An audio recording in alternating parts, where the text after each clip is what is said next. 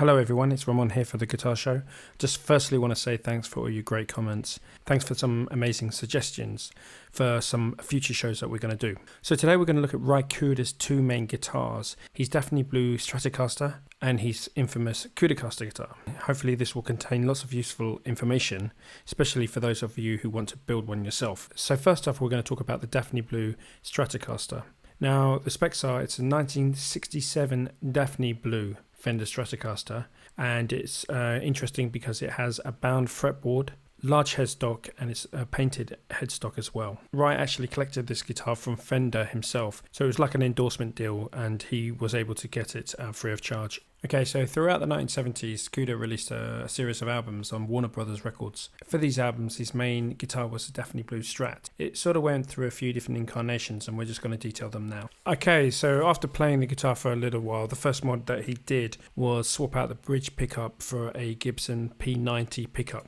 Okay, so by 1974, you can check some really cool videos of Ry Cooder playing at the record plant in California. You can see that by that time he changed the bridge pickup to a P90 pickup. So in his own words, he said that it sounded softer and not so gritty as a standard Strat pickup. His theory was because the strings were going through the body, as they came over the bridge on a Strat, there was too much tension there. So the P90 was just a better pickup for that situation for playing slide guitar. Around 1974, he was also using effects such as chorus and compression. So Ry seemed to use the P90 in the bridge position for many years, but he felt that it lacked high end, and in general the Stratocaster itself lacked some kind of a high end that he was looking for.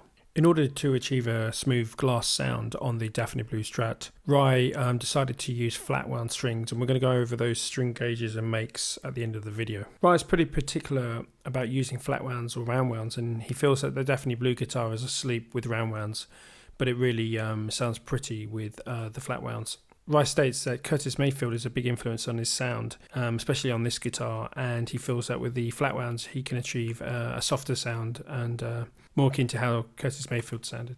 Okay, so at some point Ry Cooder removed the cover, the white cover of the P90, so it was just like a black P90. And it had some gaps either side. So at some point, Ry Cooder tried a Les Paul humbucker in the Daphne Blue Strat. He didn't like it and quickly took it out. Ry actually installed then a lap steel pickup, the same as the Coodercaster has, but the guitar didn't really take to it very well, so he removed it. The Daphne Blue Strat appeared a lot later, and this time it had two specific modifications on it. So the first interesting thing that Ry Cooder did with it was he installed a guitar tone pickup into the neck. And to quote Ry Cooder himself, I will read you this. "I had guitar tones, funny little cheap guitars, like junk, tiny, 3/4 size. But it has a fabulous sound, open and extended, with none of the heavy magnetized mid-range that everything has. It has no mid-range at all. It just seems to have only top and bottom, but completely transparent." So that was one of the reasons he installed that into his neck position of his Daphne Blue Strat. So the bridge pickup was made by Paul Warnick. He was doing reproductions of the old Bigsby 8-string steel guitar pickup. And so Ry Cooder asked for a custom build for his obviously 6-string Stratocaster. So that has actually, until recently, that's been his main bridge pickup. And bear in mind that the Daphne Blue guitar is not a hardtail Strat, so it's actually got a bridge cavity which has been filled with wood. And Ry Cooder then decided to install a Bigsby Bridge on it. It was a vintage Fender Bigsby Bridge. Actually, Ry tends to use a vibrato quite a bit, and he loves a bit of a movement on the chords when he's playing them. This guitar generally is tuned to open G. And actually, Ry Cooder, because he's a really good banjo player, he's absolutely an expert on open G with chord voicings and such. He's very, very clever on that tuning. Cool thing also about the Daphne Blue guitar, if you look closely, you can see that the jack input plate is actually mounted upside down. So as we can see in this photo, which is quite recent, Ry has now changed the Paul Warnick pickup. Now he's using an early Rickenbacker lap steel pickup. Okay, let's talk about Ry Cooder's main slide guitar, which is his Coodercaster, and this has now been the basis for many reproductions by people all over the world. In fact, my own one as well is based on this guitar. So this guitar started life as a Buddy Holly replacement body that Ry Cooder found at a shop, and then David Lindley gave him a guitar neck which had a kind of a special C shape. Ry Cooder also states that it's quite wide at the nut, so I'm guessing it's going to be 43 millimeters at the nut. Ry Cooder states that the wider string spacing is perfect for him because it enables you to get in between the strings, and it's not so difficult with a smaller nut. Ry Cooder had this excellent idea to build an Navajo pickup, lap steel pickup, into the bridge pickup of the actual Stratocaster. So these lap steels were made by Valco, and they were particularly popular in the 1950s with the lap steel craze. So Ry always felt that the pickup was actually designed for steel guitar or slide guitar. But obviously it's normally lap steel guitar is played on your lap, so Ry Cooder doesn't like to play on his lap, he's a guitar player. So that was a whole reason for using that pickup, was to get a more steel guitar sound out of a conventional guitar. As you can see on the guitar, it actually has a bass plate as well.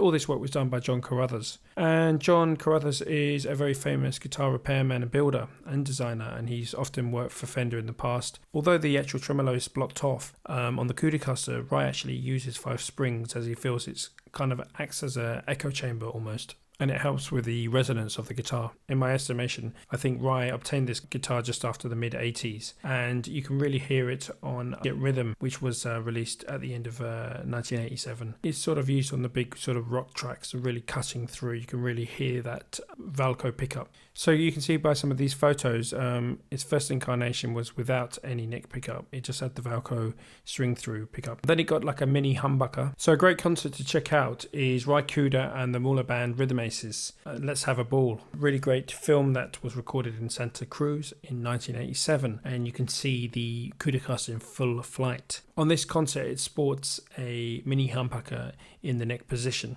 Ry tends to use either the bridge or the neck pickup. It doesn't tend to use both of them together. This may be because the guitar isn't wired where it can deal with the out of phase issues, where some of the strings are out of phase and some of them aren't. So maybe this was the reason ultimately why he either uses the neck or the bridge pickup. So I think in the 90s, then the guitar suddenly turned up with a Tisco pickup, and that again was given to Ry by David Lindley. Ry, obviously a big fan of Howlin' Wolf. A lot of those early blues guys played Sears catalogue guitars, which contained the Tisco pickup, which was made in the 1960s. So it's kind of like a thinner sound, but it's a really beautiful sound in the right setting. That's how the guitars remained until today, with the Valco pickup in the bridge and the Tisco pickup in the neck. These Tisco pickups are otherwise known as gold foil pickups.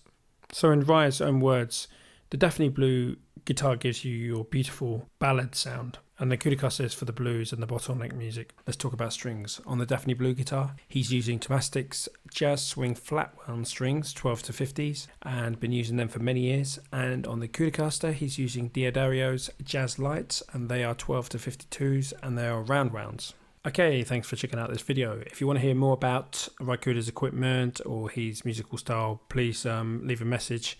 I'll see what I can do for you. Until then, it's Ramon from The Guitar Show signing out. See you soon, guys. Take care. Bye.